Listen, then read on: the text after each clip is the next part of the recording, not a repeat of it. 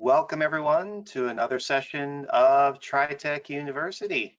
My name is Bill Steppen, and today we are going to be taking a kind of a deep dive into the scheduling module, specifically looking at functions regarding invoicing and makeups and some other odds and ends, kind of some best practices with the module.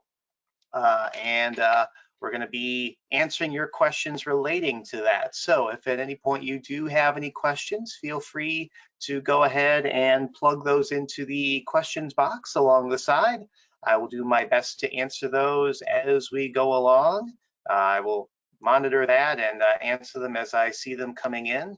And in the meantime, let's go ahead and as soon as I can go to webinar. And kind of fighting it this morning. I had to do a quick restart of my computer, so that's why I'm a couple minutes late here. I apologize for that.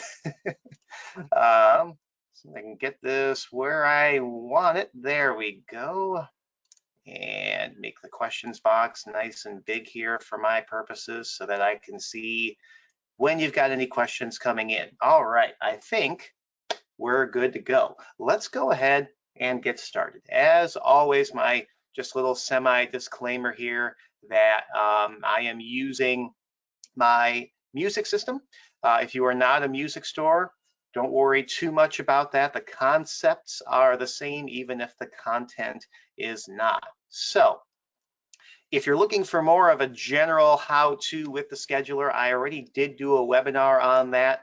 Feel free to check that out. We're not going to be looking at more of the how-to regarding start to finish with the module. This is all about some specific options and choices that you have and some of the flexibility relating to some of these functions. So first and foremost, that being said, let's go ahead and take a look at some of the core details you're just going to want to be cognizant of relating to invoicing. So we're going to go into the maintenance menu, go into scheduling, and we're going to take a look at maintain appointments. Now here at maintain appointments, this is where you set up all your different lesson types, both for group and for private or individual. And when it comes to that choice, you'll notice up here in this membership type area, there's three options. There's private, there's group, and then there's group one time. This is a relatively newer option. I don't know if this actually was available when I did my original webinar on the scheduler. So I just wanted to kind of point this out. If you offer group classes, but the group itself is a one-time group. So let's say it's a recurring class, but the students only have to attend it one time. So say, for example, if you are a firearms store and every other Saturday you offer a conceal and carry type class where it's, it's an extended session, it's a 4, 6, sometimes 8-hour long, all day long type class, but they only have to attend it once, but it's a recurring type class. You could set that up as a group one time for the membership type, and for the appointment type, it could be recurring. So that way, the class itself is recurring, but the attendance to it is not. So I just wanted to point that out really quick. Now, the other reason why I'm in here is all relating to this billing type. This is going to be at the foundation of how student invoices as well as instructor invoices get handled. You have options in here for starting up at the top and just kind of going top to bottom, annually, monthly, per occurrence, quarterly, semi-annually, and weekly. It's kind of in an alphabetical order as opposed to any other type of order here. Now, I would wager that for the majority of the music shops and stuff like that that are in attendance today, I would wager that you are probably considering monthly as your billing type. But what you want to consider is what is the amount of that you're wanting the students to pay. Do they pay every time they attend a lesson? In other words, if they have lessons every week, and if they miss a week, and that's an excused absence and they're not going to make it up, do they owe for that week? And if that's the case, you want to do weekly for the billing type, or maybe even per occurrence. We'll talk about those differences in just a moment. Don't confuse how often you bill them with how often they owe.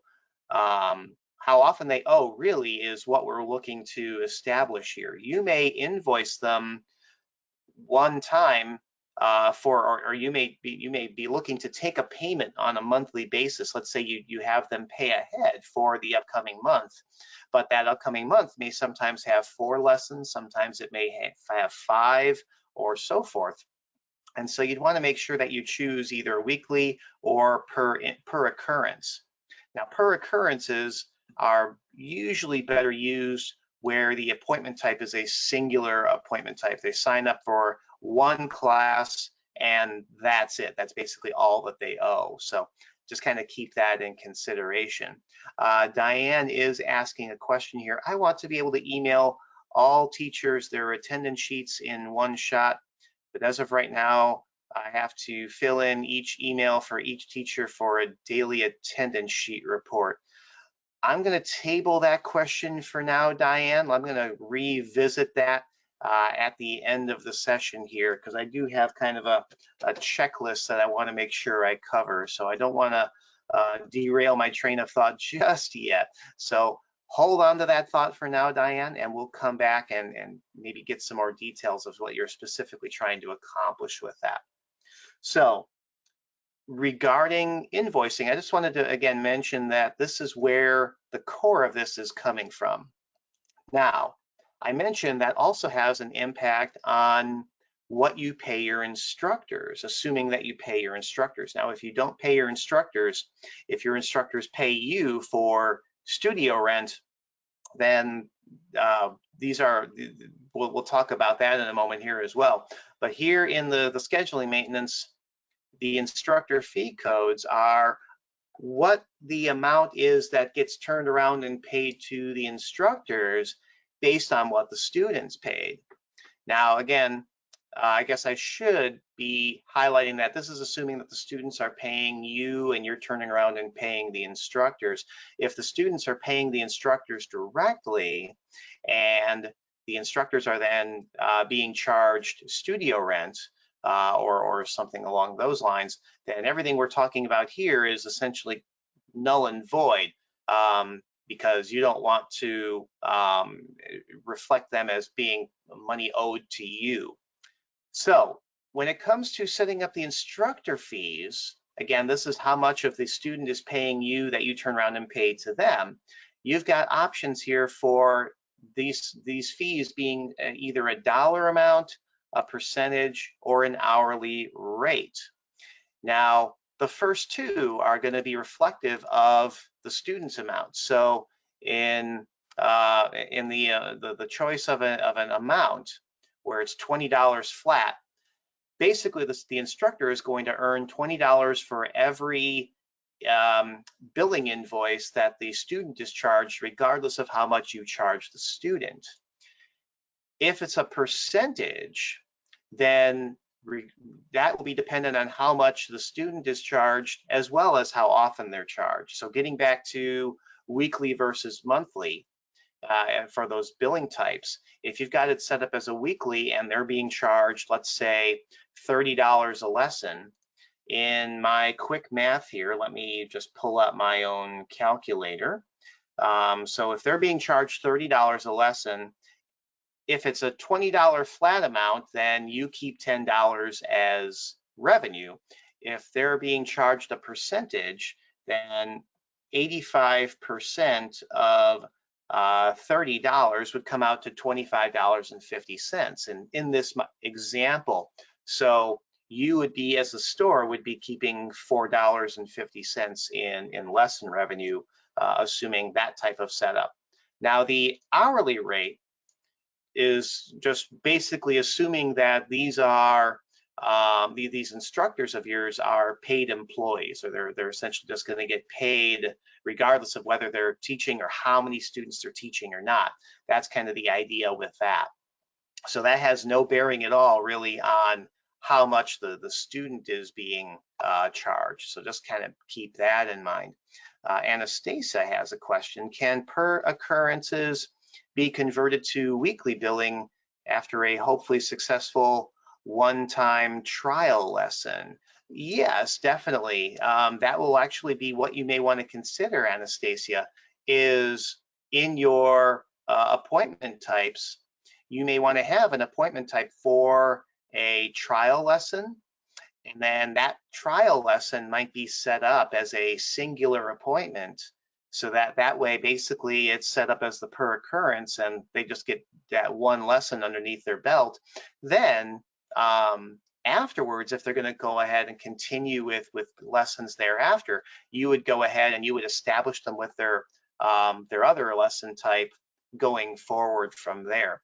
So if you are doing it as a trial lesson, now that also brings the question, do you need to have a trial lesson for every instrument type or things like that?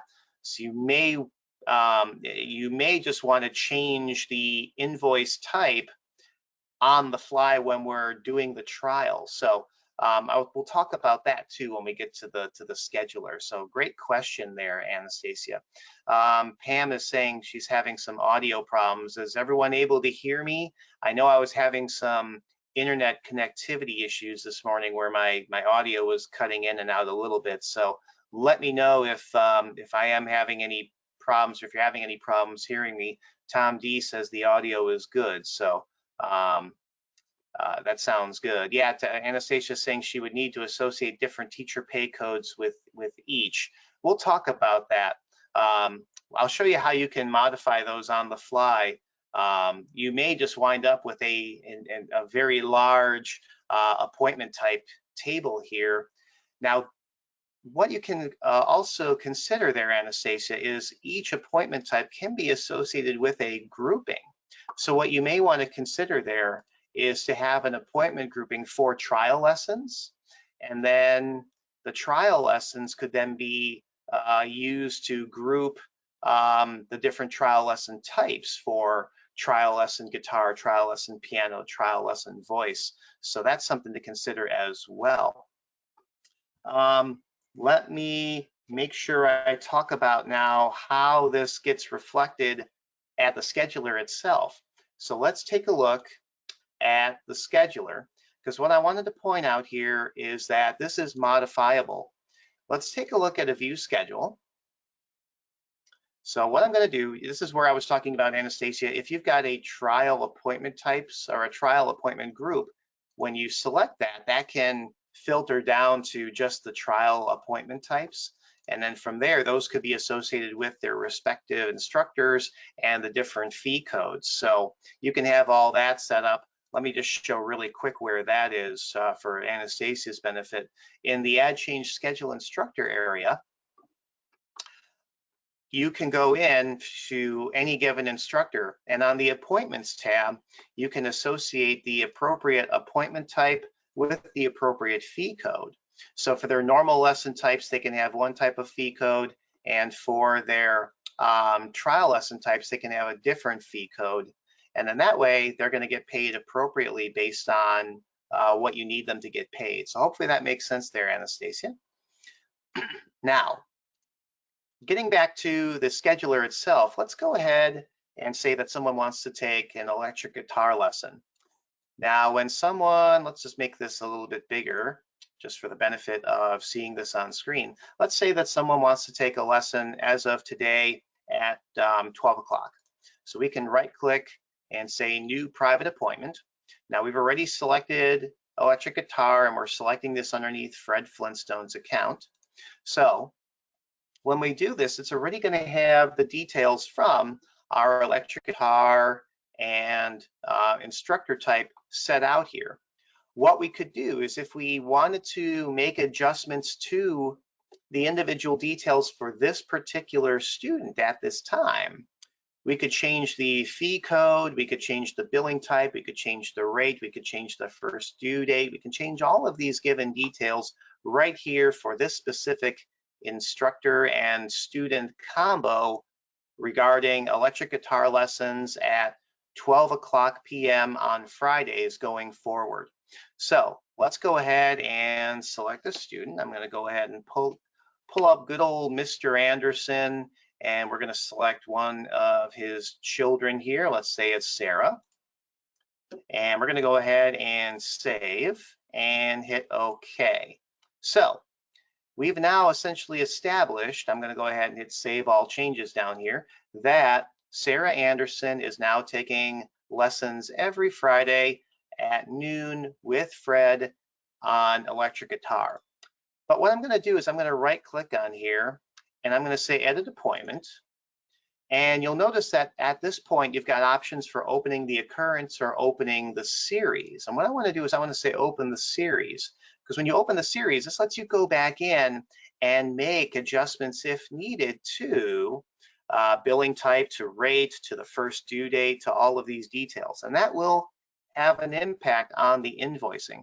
So if you just need to change some particulars about that lesson for that day, when you right click and say edit appointment, and you say just open this occurrence, you'll notice none of that billing detail shows up for that day. Really, the occurrence is just the scheduling aspect of it. Do we need to change who the instructor is? Do we need to change the start time, the length, any of those details, the area, etc.? So keep that in mind when we take a look now at the actual invoicing here. So when it comes to the invoicing, you've got some options. For those of you coming from older versions of TriTech MSI, where you might recall you had to go in and on a regular basis create invoices from billing records that you also had to create, that's no longer the case if you are just kind of billing as you go or doing auto pays.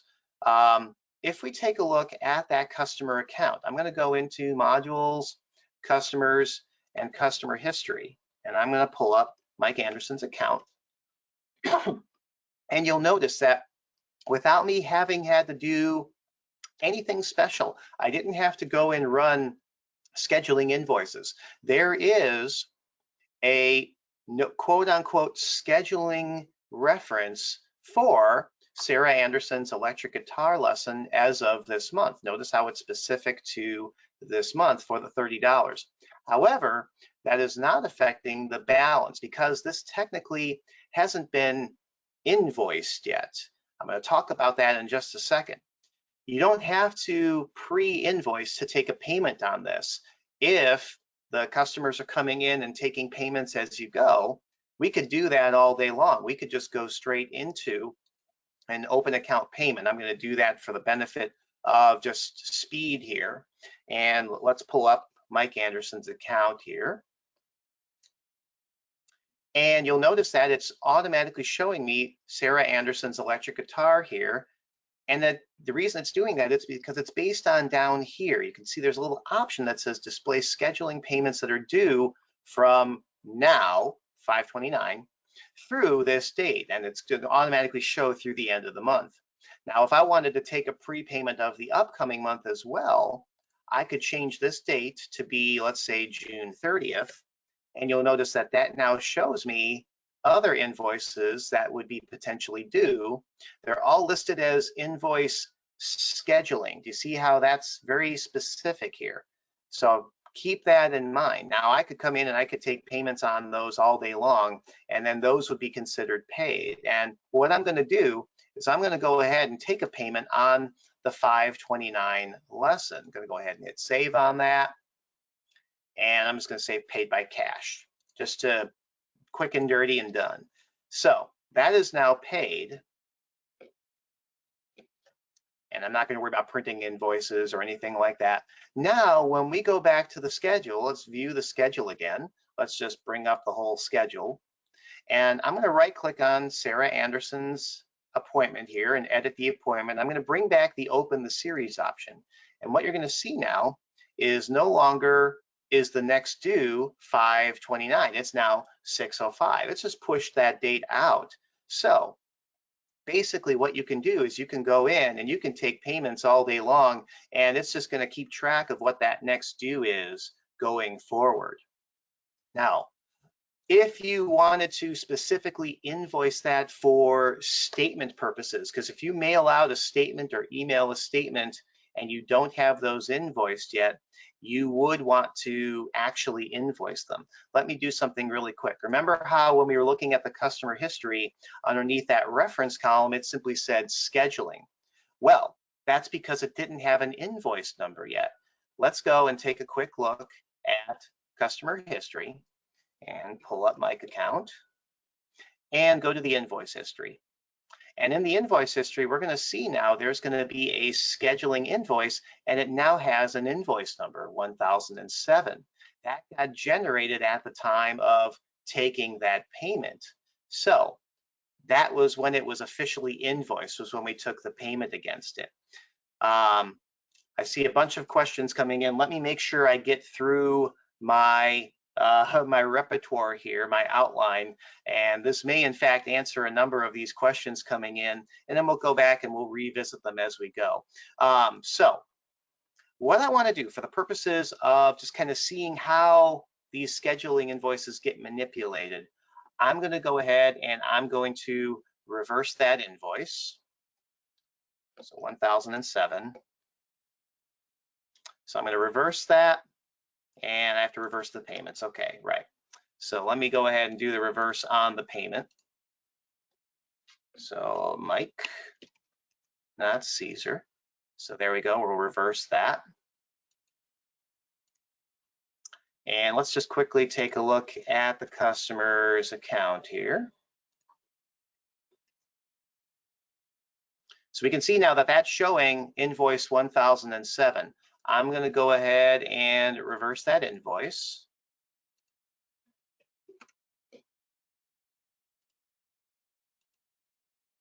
So now when we go back and look at their account, you can see that's back to being a scheduling invoice on their account with that $30. And again, the balance is back to zero. And just to hammer the point back home, if we go and look at the account and bring up edit appointment here, open the series, we can see that the next due is now back to being 5/29. So I hope that makes sense as far as how that all works. Now, when it comes to attendance, scheduling, or attendance, absences, credits, things like that, I want to take a look at the flexibility you have here with absences and credits. So let's hit proceed in this. This is just going to basically bring up anything from today through tomorrow based on my choices here. I'm not narrowing this down by any given instructor. I'm looking at all students. I could filter this by absence, excused, not excused, etc.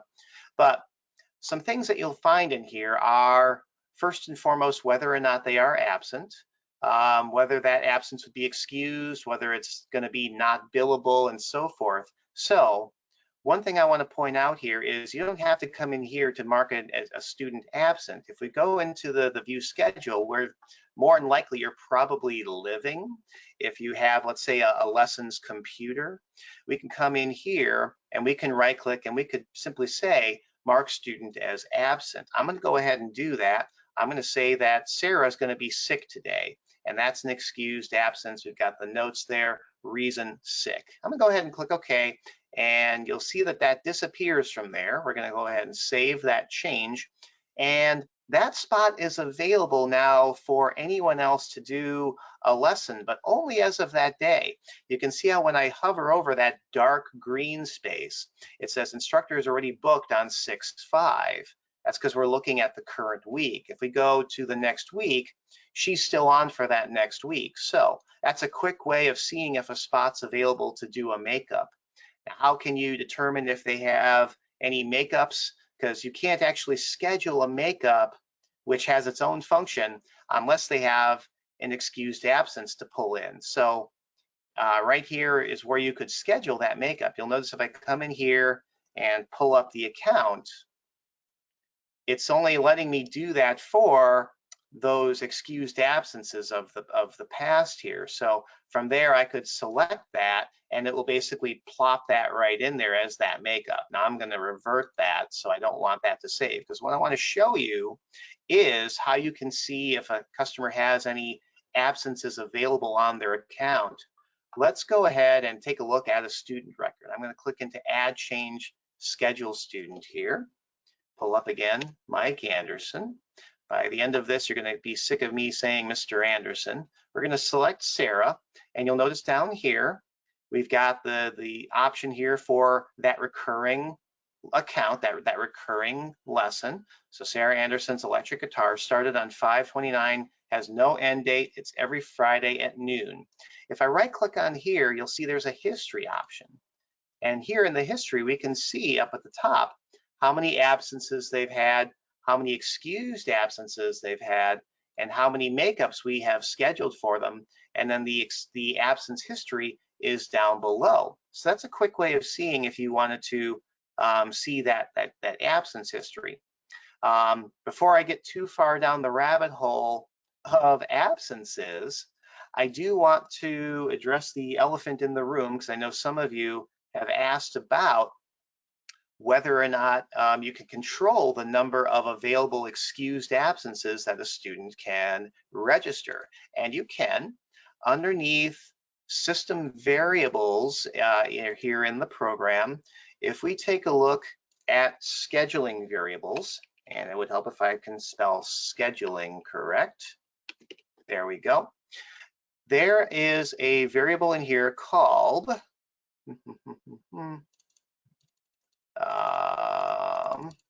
max makeups, schedule max makeups. So with this variable, you can control how many makeup lessons a student can accrue.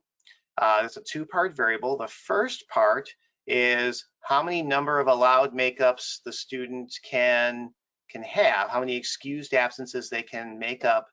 The second number is how many days they can make up for. So if, let's say, it's every semester, maybe that's 90 days, maybe they can make up 2 lessons every 90 days. So you could put in a 2 in the first field. I'll put the pipe back in and then make that be 90 for the second field. So they could make up to 2 lessons every 90 days. And that basically stems from the first time that they have an excused absence. So I just wanted to address that as well. Let's go ahead and just save that just to have that in there. Now, if we go back to add the absence credits program, I'm going to pull this back up here. We can see that Sarah is now already flagged as sick and excused for that day. But if she's not going to make it up, if we're just going to not bill for that, we could simply check mark don't bill. Now, before I do that, really quick, I'm going to go ahead and pull up customer history, pull up Mike, and there's the scheduling, not necessarily invoice yet, but the scheduling record for the $30. I'm going to go ahead and hit save on don't bill, and I'm going to exit here and go back to customer history, pull up Mike, and you'll see that that's no longer there. It's gone. We're not going to bill them for that invoice. So if you haven't yet invoiced them, and if you haven't yet taken a payment on that, you could simply check mark don't bill, and they won't owe for it. By extension, the instructor will not get paid for it because they haven't taught anything. If it's going to be an excused, or excuse me, an unexcused absence, then you just basically let that ride. You're still going to bill for it. It was flagged as unexcused. They can't make it up, and the instructor still could technically get paid for that. So just kind of things to consider there. When it comes to pre-invoicing, you can, here in the scheduling module, go ahead and do a schedule invoice creation. So when you do that, let's go ahead and do this for the upcoming month of June. So we're going to say that these are posted as of 5/29. The bill through date will be as of June 30th. I'm going to go ahead and preview that, and we can see that it's coming up with those 4 invoices plus the 529, but notice how that is not checkmarked to get created. So I'm going to go ahead and hit save on that. And now when we exit out of here and go back and look at Mike Anderson's account,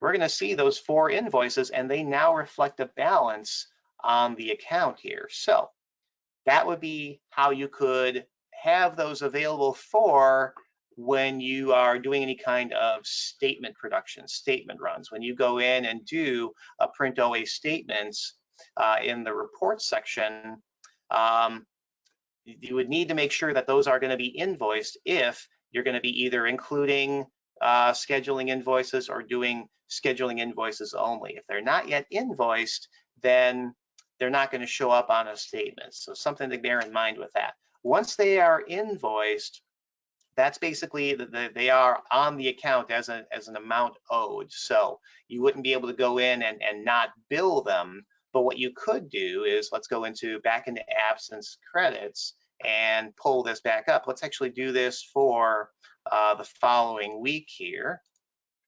We can see there's the invoice here for Sarah for the following week. Now, if for whatever reason we were not going to charge her for that week, we could go in and we could issue a credit. When we click that credit button, that would create a student credit for that particular week. Now, there's no instructor amount because this instructor is set up as that flat $30 an hour. It's not going to be based on the student amount. So let's go ahead and save that. And let's actually go ahead and do an absence reason. Let's say that let's say it's a vacation for that week. So let's go ahead and hit save on that. So now looking back into the instructor, or excuse me, the customer history, and you can see that they still have all 4 invoices there, but there's now a $30 credit for that scheduling credit that we issued. So that could be used to apply to one of those invoices so that they wouldn't actually owe for that lesson. Hopefully this is all making sense. I'm just talking about some of the different ways that you can manipulate invoices at this point. When it comes to auto pays, if you are using auto pays for your invoicing, you don't have to, or for your scheduling, you don't actually have to pre-invoice. You don't have to create scheduling invoices in order to run an auto pay procedure. Underneath the auto pay process, when you're flagging accounts for auto pay and you're running this for scheduling, there is the option to include uninvoiced scheduling records, and that will look at whatever period you're running this for. And if there are any invoices in there that are not going to be that would show up as an uninvoiced amount back in the OA payment program when it's saying show scheduling invoices through the end of the date. If it shows up in there as that, you could include them as uninvoiced scheduling records for the purposes of the auto pay. So you don't have to do the create scheduling invoices ahead of time in order to do the auto pay process. The only time you would have to do that is if you want to set in stone that those amounts are what they are for that time period and they officially have an invoice on the account. I was at a on-site at a store a couple of months ago where they needed to change the amount due after the first 4 weeks. So what I had suggested to them was to go in into the scheduler, and this is another little kind of tips and tricks I want to show here, is on the scheduling record, what you can do. Let's go ahead and go through a couple weeks ahead now because we've got the first 2 weeks there as absent. When you go in and edit the appointment, you can open that occurrence and all future occurrences for changing it as of a specific amount, basically going forward. So let's say that that amount needs to change after the month of June. We can go to the last week of June here, and right click and say edit appointment for all occurrences after this and change what that amount would be. You'd want to do that basically after you make your invoices so that that way it would know, okay, the first couple weeks are for this amount, the weeks following that are a different amount. So that's something to keep in mind with that then too. If you're used to um, calendars like your iPhone or Android phones or Microsoft Outlook or Google Calendar or anything like that, these functions are very similar to a more modern day calendar in that regard. And that leads me to talking about recurrence rules. By clicking on the recurrence rules, you have pinpoint control over how often these lessons actually occur. Now, the default is weekly. You could have them visit a couple times a week if that's the case. And if you do bill them a couple times a week, you would want to make sure that you're setting that billing up as per occurrence as opposed to weekly. By extension, if they're going to cease classes as of a certain day or after X number of classes, this is where you can come in and modify the range of recurrence. So you could come in and you could have it start as of a specific day, you could end as of specific dates or after a certain date or after a certain number of occurrences. So those are things that you can do with this. You can also remove a recurrence if you need to. I'm going to talk a little bit about some of these other functions here as we go along. And I see the questions list just piling up there. So again, I hope I'm answering some of these questions as I'm going along regarding to invoicing. I know one of the questions that came up was, is there a way to essentially skip a date? And by all means, we've got, we just had Memorial Day. Was it this week? We just had Memorial. All the dates run into each other when you're working from home. We've got, you know, the 4th of July coming up. Of course, that falls on a weekend this year.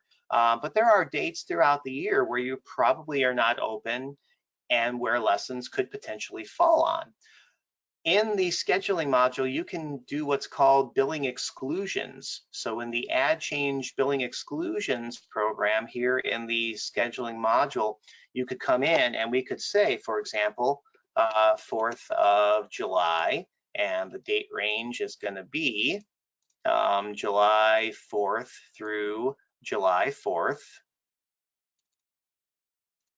And basically what that would do is, by doing this for all instructors, all locations, essentially by, go ahead and save that, if any students would potentially have any kind of billing falling on that date or date range, then they would not get billed for that date. So they automatically would not owe for any kind of invoices that could have potentially been created on that date, nor would any instructors get paid accordingly for that.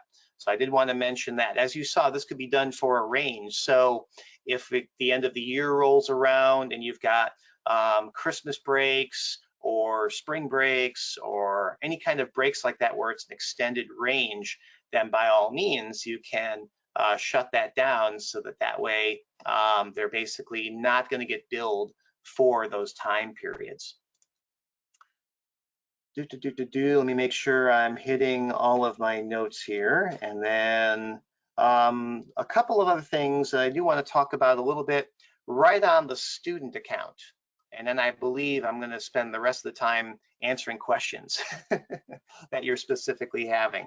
Let's go ahead and pull back into Sarah's account here. So if you need to hold an auto pay, in other words, let's say if the customer calls up and says, hey, I need to have you hold off on charging my card until next payday or something like that.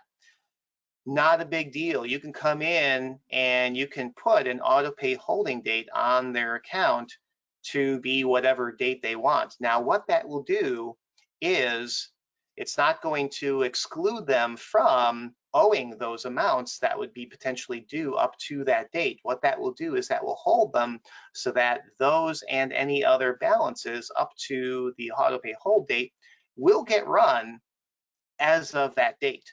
So in my example, if I were to come in and say that they were on auto pay and the whole date would be the 26th in my example, they would still have invoices for everything up to the 26th, and those would all get dinged as of the 26th for as kind of a catch up for that. One little tip and trick I do want to mention here, kind of completely separate from any invoicing or any other functions here, there is a birthday on every student account. So by putting in a birthday date on the student's record, you can take advantage of that in the report functions. We've talked about this a little bit in little blurbs that we've mentioned over the past couple of months on our social media. But with a birth date on record for a customer and a student, you can use the mailing letters program to send a happy little, happy birthday, anything like that. Going into the mailing letters report, you could run an appointment type choice, and on the appointments tab, you could come in and you could say to run this either for a birthday month range or a birthday range, and you could have this send out some kind of happy birthday letter, for example. You could have a happy birthday letter or HTML email, things like that. So you could send out a, happy birthday, here's, many happy returns, here's $5 for, a free set of drumsticks, or just whatever you want to do with that. I'm not a drummer, so I'm sure drumsticks cost more than that, but just something you could do in that respect there with that. So yeah, those are the couple of the things that I did want to mention right there. And one final thing before I get to the ever increasing questions list is underneath the scheduling module itself, there is a utility section in here. So if you needed to go in and let's say do move instructor invoices from one instructor to another, maybe one instructor is covering for another instructor while they're out ill or anything like that, so you're going to pay the substitute. You could do that by moving instructor invoices from instructor A to instructor B based on the invoices that show up in here. So that's one thing you can do. Back here in the utilities again, if you need to edit any recurrence exceptions, and what we mean by a recurrence exception is their scheduling record that normally would show up on a recurrence is not showing up. You can come in here and select the scheduling record, and then you could see where those exceptions have occurred, where scheduling is not going to show up, and you could uncheck any exceptions here and they will show back up on the calendar. So for example, if I uncheck the 6/5, recall how 6/5 had been removed from the schedule. Now if I go back to it, you'll see that that schedule will show back up there.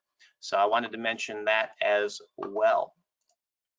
And then one final thing, if you needed to end classes, let's say a student's calling in and saying, hey, you know what, this just isn't working out, or I'm leaving town, or I'm going to college, or whatever it might be, there's now a nice quick way to just basically end the classes that will cease the billing and everything. So you come in, you say end classes for a student, you pull up the student account, and then you say the date to end, let's say it's going to be after July. So we could say July 31st, hit OK, and that will end all classes for Sarah after that date. So they've been ended as of 7/31.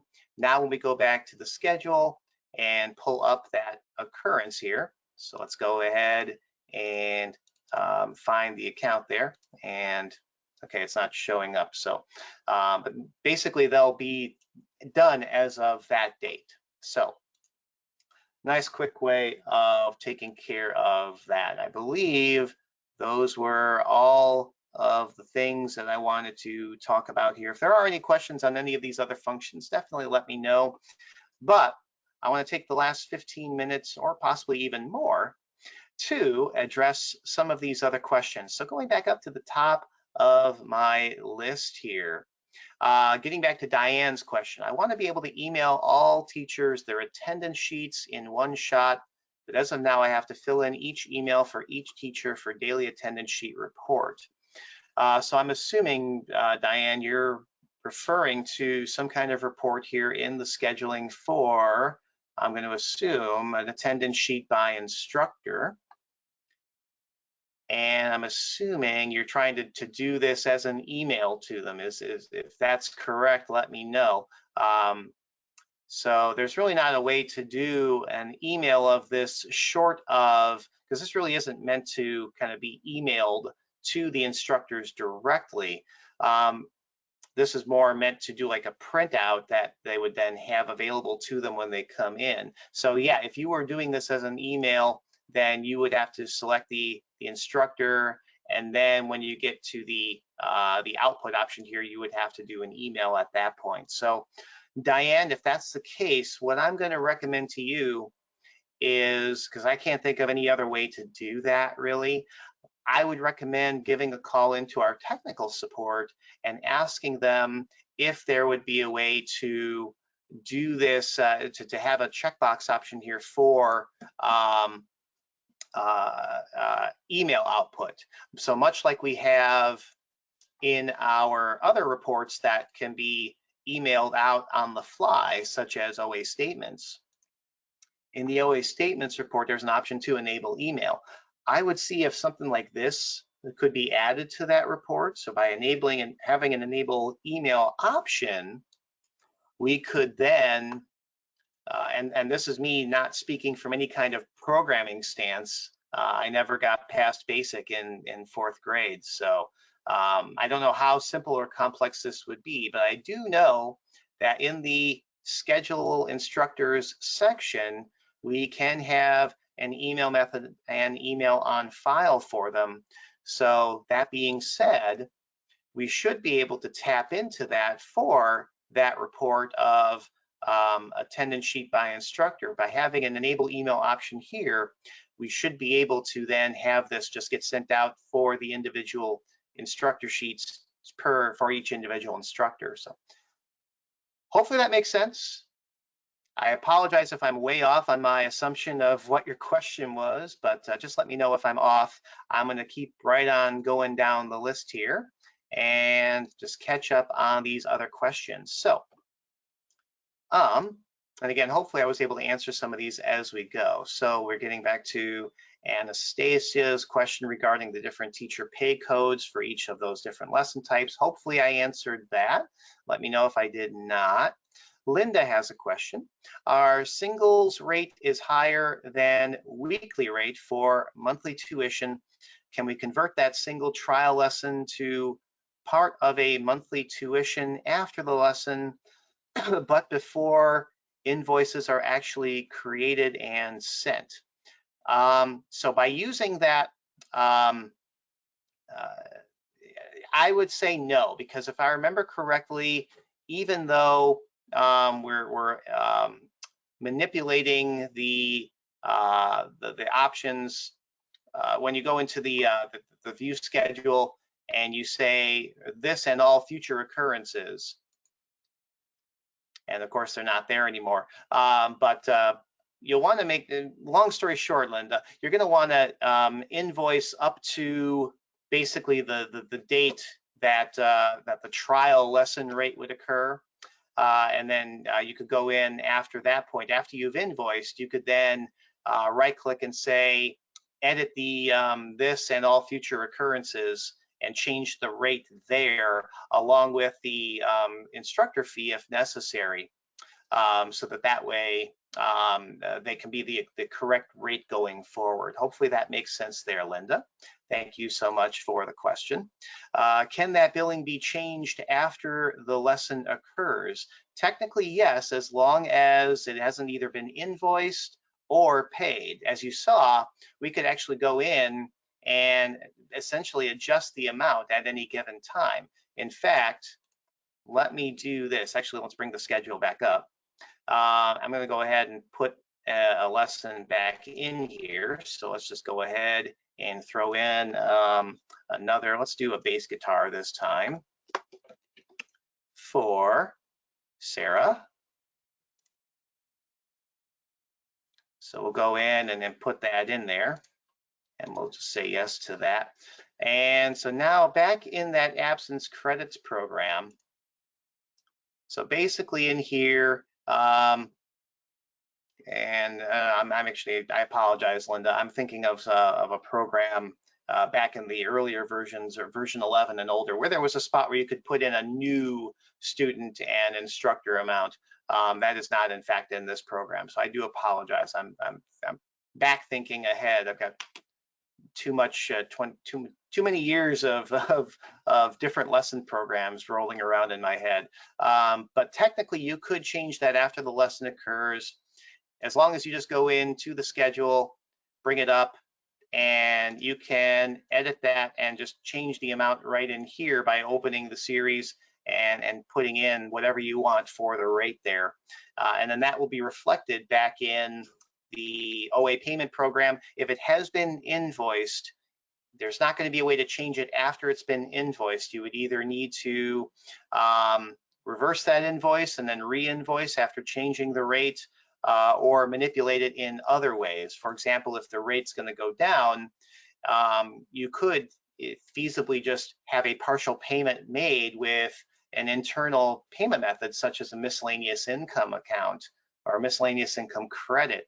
And if you're going to charge more, then you could go in and you could tack on a one-time non-inventory charge for a scheduling charge and just charge that to the account. So there's other ways of doing it in addition to manipulating the invoice itself.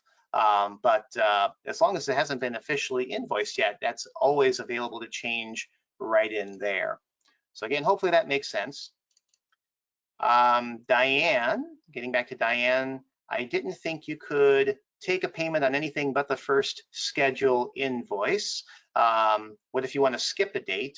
So I believe that came up when I was doing the OA payment program. So hopefully that made sense there, that you can go in and you can take months ahead and take payments really at any point for any date you want. If you wanted to skip the date, then I'm assuming for reasons such as what we discussed with the billing exclusions, that would be how you could skip those dates.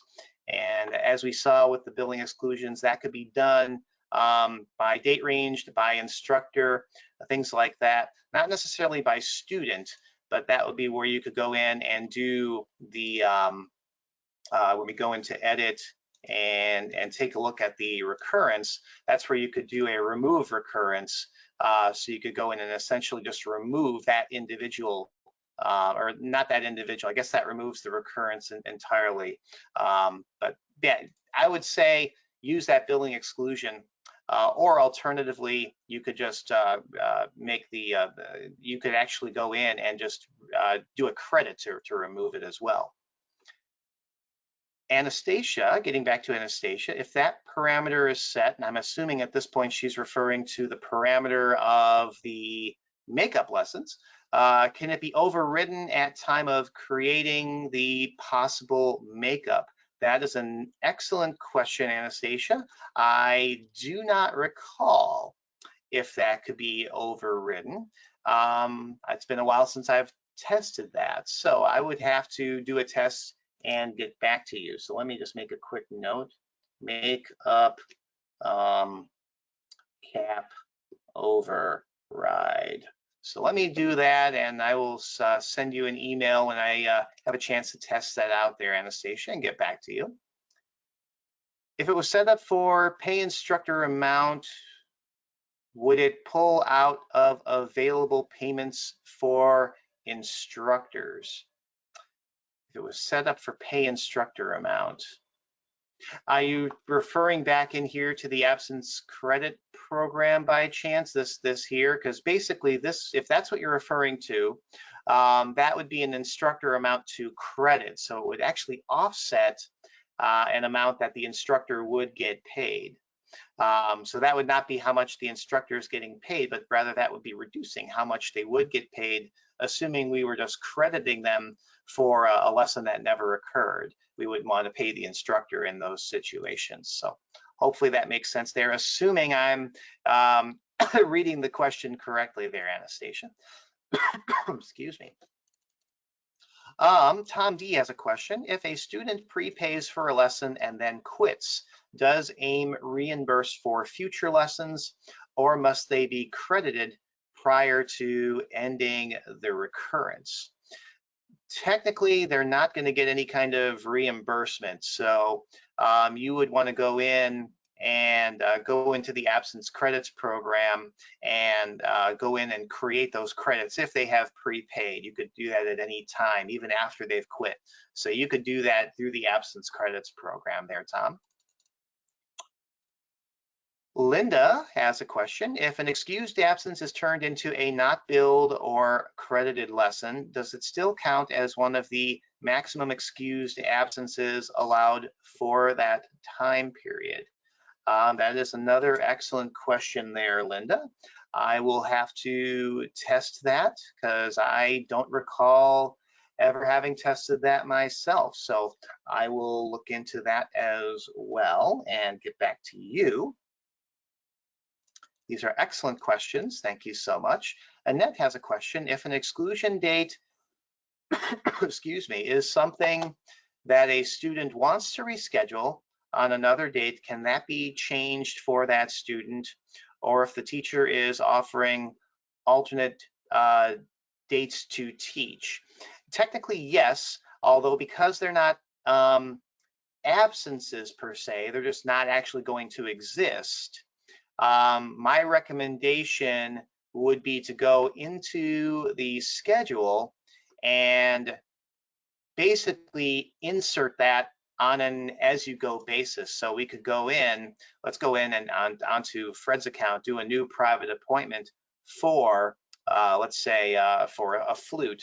Now, if it's a recurring lesson by the appointment type, you can see how that's coming up and saying recurring, but you could uncheck that, and that by nature becomes a one-off. So it's not going to recur after this date. You could then go in, put in who the student is, the instructor, etc., and that becomes a one-off for that specific student and instructor. So that'd be what I would recommend there, Annette. Thank you so much for the question. Linda, is there a way to exclude lessons for a single teacher, such as all students on that roster, such as when the student or the teacher gets sick and cancels? Technically, that would be a function of the absence credit program. So in essence, what you would do is you would do this not by student or date, but you would still do it by date, but you could choose a specific instructor at that point, and then you could right click and essentially tag all absences to be credited.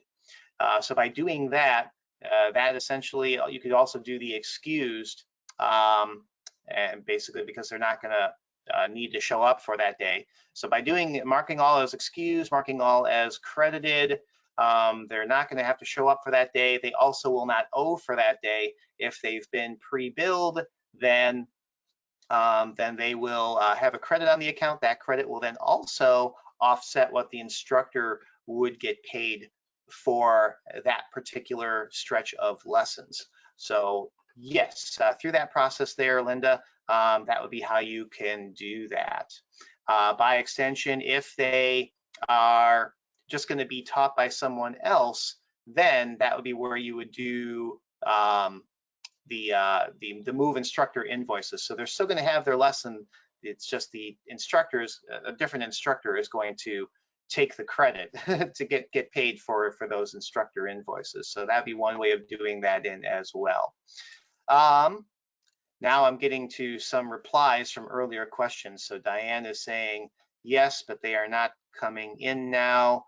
And I've had so many questions this, Diane, I apologize. I don't know what that is in reference to. So I do apologize there, Diane. let me know if you can reference what we were discussing there. I will be more than happy to try and go back and answer that. Annette, can the schedules be set to print to PDF and then the PDFs be emailed to each teacher? Technically, if you're going to print them to PDF, they'll get saved to a PDF, and then outside of the program, you would just take those PDFs and email them. Now, if you're doing it for all instructors, that's going to be saved as one big PDF. So you would still need to do them individually. There's not a way to have it generate an individual PDF for each instructor, assuming we're talking about the attendance sheets that we were discussing earlier. I'm assuming that's what you meant by that, Annette. Let's see, Anastasia, currently we have come for AIM-SI V11 in the last 2 weeks. We have payment codes set up per instructor. Is it more advantageous to have these codes set up as different monetary types and not specific to each instructor? AIM V12 is scheduler dependent heavy. Would you say that is true? What advice do you have for lesson coordinators moving from version 11 to version 12? And what would you say is important to know? Honestly, Anastasia, my takeaway from this question, it sounds to me like you're still working in version 11. Version 12 scheduling module is a complete rewrite from the ground up from version 11. Honestly, my best advice would be, prior to going live in version 12, to make sure that everyone who is involved with your lessons program has a chance to get in and test and run some mock lesson setups and scenarios in version 12, just because it is such a completely different beast. What I will stress above more than anything else is that when you do that conversion and go live, because they are a complete rewrite from version 11 to 12, regardless of which module you were using in version 11, whether that was the old school lesson building and scheduling program or the first rewrite attempt using the lesson scheduler.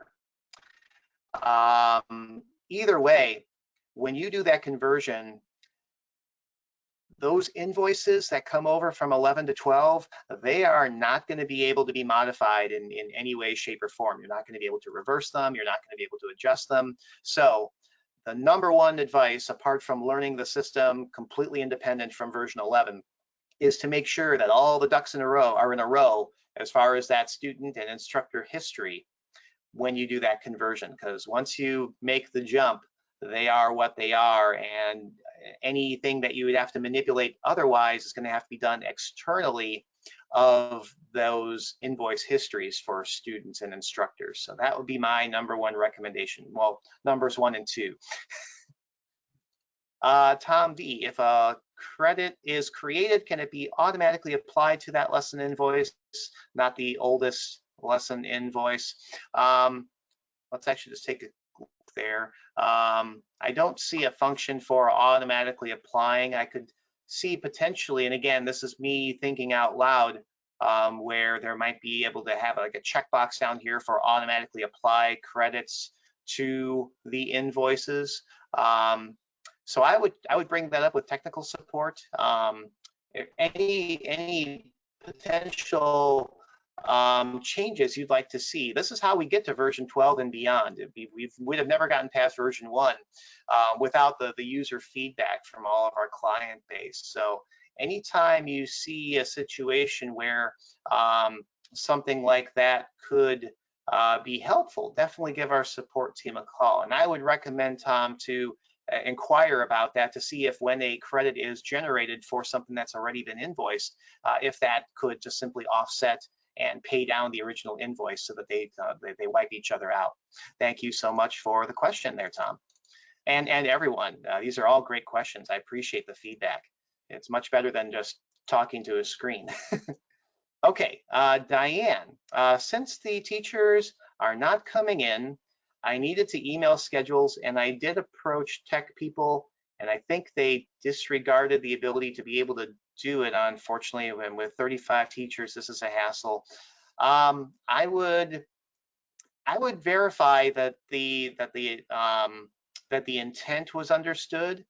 From my experience in technical support uh, all those years ago, I would just I would make sure that the intent of the reason for the request was understood by the technical support agent. By all means, if you give them a call and you want to have the tech give a shout over to me to inquire with me about anything that came up during the conversation here during this webinar, I'm more than happy to revisit those. So make sure that the intent of the request was understood, and we're always happy to revisit things. So don't worry if you weren't understood the first time. We never turn down anything just because we don't want to do it. It's always up for consideration. Okay, Anastasia says, I am now in 12. So if you're in 12, then yeah, I guess basically, like I said, these are completely different beasts. I would encourage everyone to play around with it as much as possible and almost exclude or unlearn what they've learned in prior versions, if that makes sense, because it is so different. This webinar can be handy. The webinar I did on the scheduler module that's available in the member portal can be really handy. That's just kind of a basic start to finish overview of this module that I did about a year and a half-ish ago. So definitely check those out. Otherwise, just that firsthand experience of getting in there and playing with it. It's just like riding a bike. You know, once you get in there, you can talk about riding a bike all day long, but until you actually hop in the saddle and get that pedaling underneath your feet, you never really learn how until you do that. Linda, can we easily send each individual teacher's schedule them via email once per week? If you answered this, so sorry. I think that actually is getting back to Diane's question way at the beginning, where at this time I don't see a way to easily do that email function in the way that we were describing it and discussing it. So again, I would request through support to see about having an enable email option here for the instructor schedule, or not the, well, actually, let's look at the instructor schedule. Because we were talking about the attendance sheet before, now that I think about it. So yeah, I would see if there's a way to do like an enable email in here where, and maybe even the attendance sheet, either or perhaps both. So that way these could be emailed out as opposed to having to do them individually.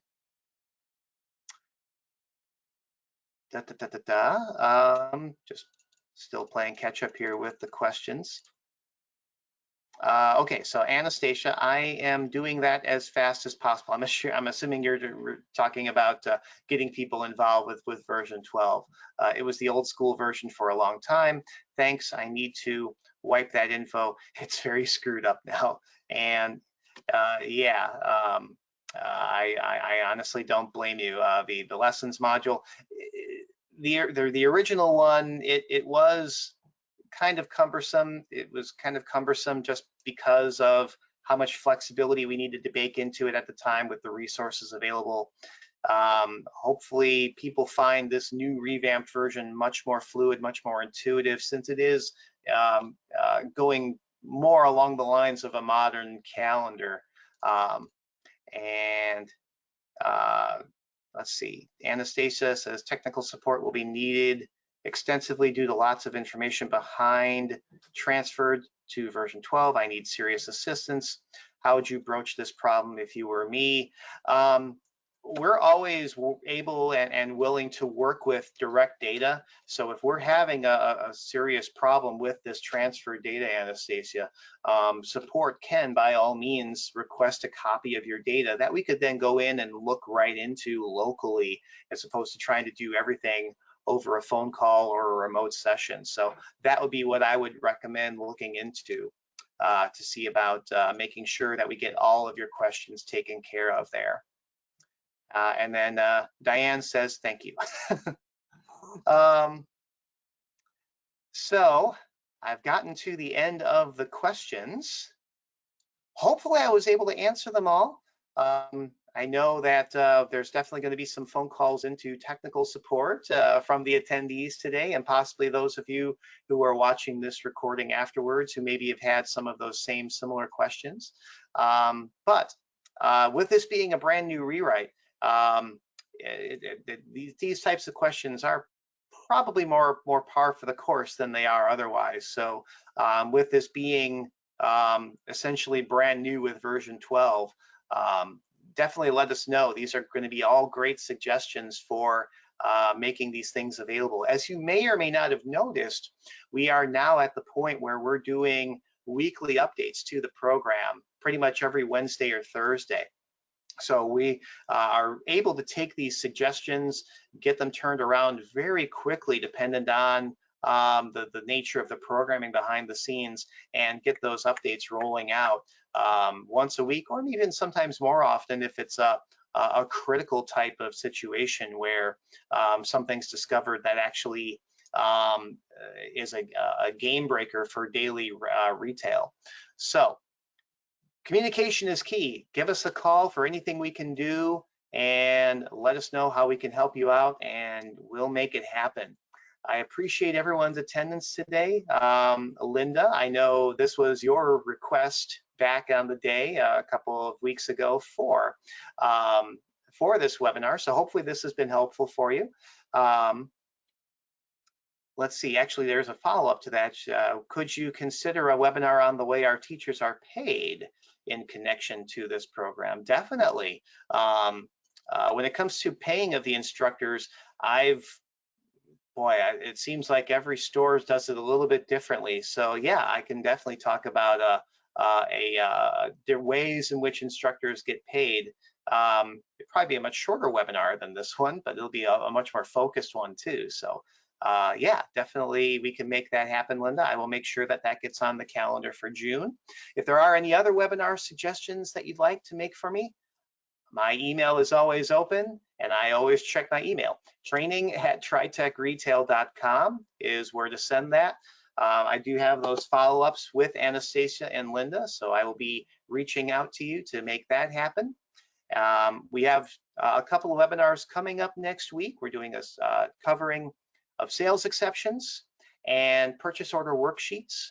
We also have a webinar, a special kind of webinar on next Thursday, part 2 to this week's part 1, if you were in attendance for that, of our partnership with Vortex and Teacher Zone. This is speaking of the devil of lesson programs. Teacher Zone can be something that could be a serious consideration for you in conjunction with this this lessons program. We wrote this program from the ground up. Teacher Zone takes that and turns the dial up to 11. So you may even find that super handy and helpful as well. If that would be of interest to you, check out the recording of yesterday's webinar, which would have been Thursday the 28th, and be sure to register for next Thursday, June 4th, to check that out. Anastasia says, don't forget more lesson module lesson webinars, please. I will definitely do as many as I can for you. That's what I'm here for. So yeah, stay tuned to that calendar, stay tuned to social media, stay tuned to your email inbox, and we are, I know you're sick of hearing this, but we're all in this together.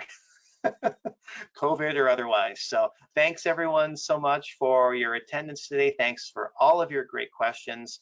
I feel like I should say keep those cameras safely rolling if you're all of an age to get that to that joke. But see you next week, and I hope you have a great weekend. Take care.